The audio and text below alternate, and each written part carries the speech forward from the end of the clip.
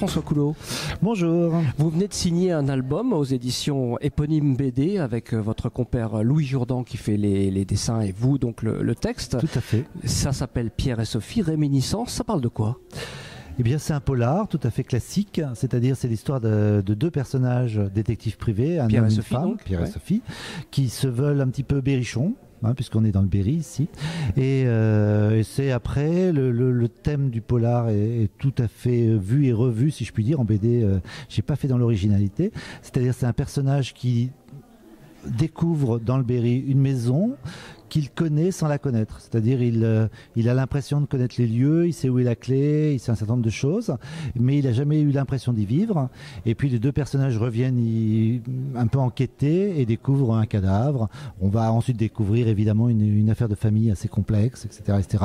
Avec cette idée, c'est un polar qui est basé sur un truc très utilisé aussi en polar, qui consiste à avoir des personnages différents, qui ont des souvenirs différents, et selon l'angle de leurs souvenirs, un même thème va pas avoir la même incidence. Ah oui, pas le même traitement. Ouais. Pas le traitement, et du coup on découvre des indices qu'on connaissait pas. C'est-à-dire la façon dont le premier personnage vous décrit l'histoire, parce qu'il l'a vu d'un certain plan, permet d'avoir quelques indices, et puis ensuite si c'est un et un autre, on va découvrir que ah oui, c'était peut-être pas si simple, etc. Voilà. C'est basé sur ça. C'est un choix, ou c'est parce que vous habitez là, ou c'est parce que vous êtes un petit peu le régional de l'étape, on va dire que ça se situe dans le Berry ? C'est un choix. Moi j'écris par ailleurs et j'aime beaucoup écrire des choses qui se passent dans des lieux réels. Donc on voulait que ça se passe dans un lieu réel. J'avais vraiment prévu des lieux qui correspondaient. Il y a une usine entre autres à la fin que j'ai trouvée, qui m'intéressait.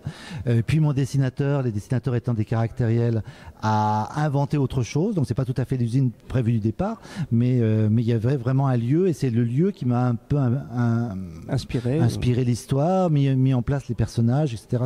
Okay. Est-ce qu'il y a un site sur lequel on peut suivre votre actualité, parce que vous faites bien d'autres choses? Tout à fait. Il suffit de taper François Coulot, sans cédille, mais même avec cédille ça marche. J'ai un site internet, j'ai ensuite un blog où on peut découvrir ce que je fais en littérature et ce que je fais en peinture, parce que je suis peintre, et Réminiscence entre autres qui vient de sortir, sachant que il n'est pas du tout certain qu'il y aura un album suivant. La bande dessinée, moi c'est plutôt l'écriture. D'accord, c'est noté. Merci beaucoup et bon salon à vous, François. Merci à vous.